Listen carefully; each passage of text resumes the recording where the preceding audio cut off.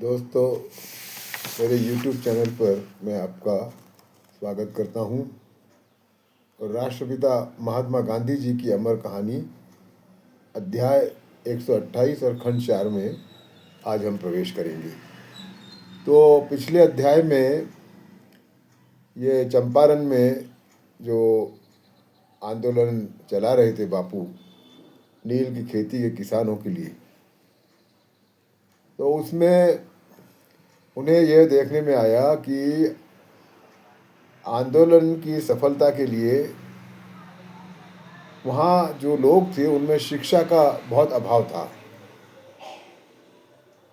उनको शिक्षा देना जरूरी था। जब तक उनको शिक्षित नहीं किया जाता तो वो सत्याग्रह की में एक बाधा थी, उनकी जो अशिक्षा थी। तो इसके लिए उन्होंने स्कूल खोलने का निश्चय किया। तो स्कूल खोलने का निश्चय किया तो इसके लिए पैसा, तो पहले ऐसा नियम बनाया कि गांव में जहाँ स्कूल होगा वहाँ उस शिक्षक को रहने की जगह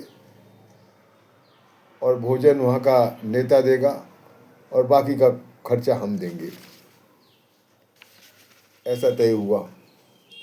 लेकिन शिक्षकों की भी ज़रूरत थी और इतने कम वेतन के ऊपर शिक्षक कोई मिलने की संभावना नहीं थी।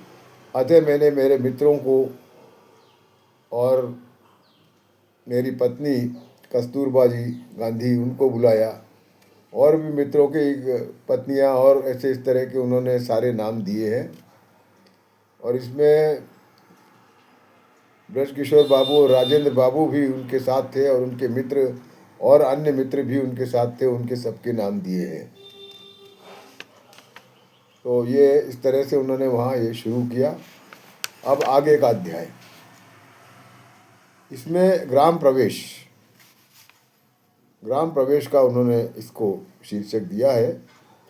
चंपारण में नील की खेती के अन्यायी कानून 3 कठिया से किसानों को मुक्त कराने के लिए लोगों को शिक्षित करना जरूरी था।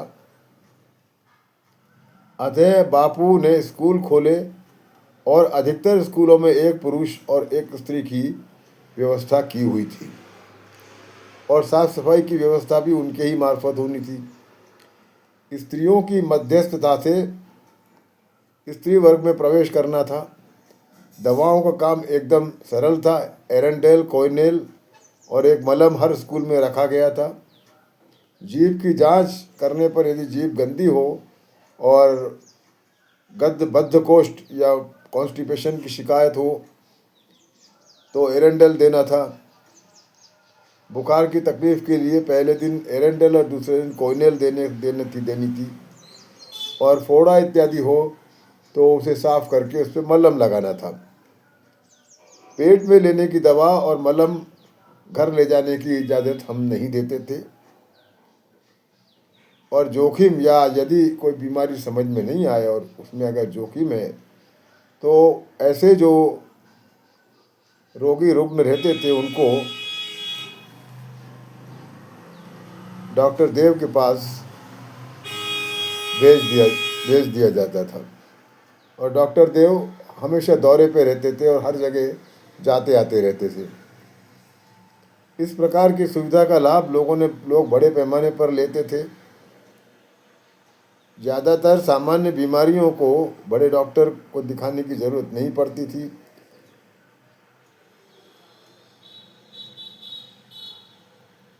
इसलिए ये व्यवस्था अच्छी चली।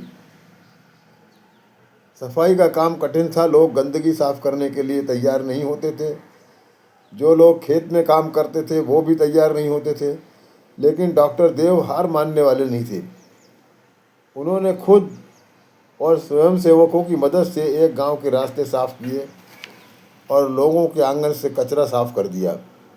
कुएं के पास आसपास के खड्डे भर दिए और कीचड़ हटा ली और गांव के लोगों को स्वयंसेवक देने के लिए समझाया। कई जगह लोगों ने शर्म के कारण साफ सफाई के काम किए और कई जगह मेरी मोटर आसानी से निकल जाए इसलिए श्रमदान करके वहाँ सड़कें भी बनाई। ऐसे मीठे अनुभवों के साथ लोगों की लापरवाही के कड़वे अनुभव भी होते थे। इस साफ सफाई के काम की जानकारी मिलने पर कई जगह मेरा तिरस्कार भी किया गया, ऐसा मुझे याद आता है। एक अनुभव का वर्णन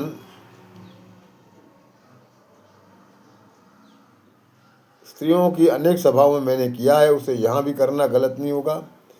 भितिहरवा एक छोटा सा गांव था।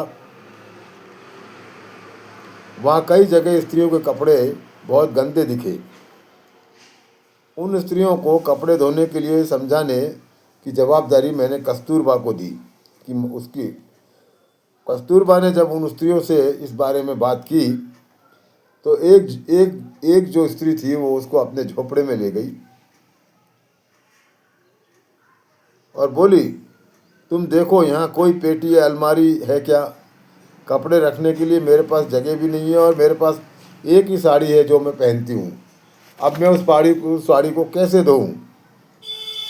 इसलिए तुम महाराज से कहो कि वे हमें कपड़े देने की व्यवस्था करें, फिर मैं रोज़ कपड़े बदलूंगी। ऐसी झोपड़ियाँ हिंदुस्तान में बहुत थी और उनमें कोई सामान नहीं होता था और असंख्य लोग एक कपड़े पर ही दिन निकालते थे। एक और अनुभव लिखने लायक है। चंपारण में बांबू और घास बहुत उपलब्ध है। लोगों ने भितिहरवा में स्कूल के लिए जो छप्पर बनाए वो बांबू और घास के ही थे। उनको एक रात किसी ने आग लगा दी। पास रहने वाले नील के खेत मालिक पर शक हुआ। फिर से बांबू और घास से छप्पर बनाना ठीक नहीं लगा। ये स्कूल श्री सोमन और कस्तूरबा के नियंत्रण में थी। श्री सोमन ने ईंटों का पक्का स्कूल बनाने का निश्चय किया और उनसे अनेक लोग प्रेरित हुए और अल्प समय में पक्का स्कूल तैयार हो गया और जिसके जलने का भी डर नहीं था।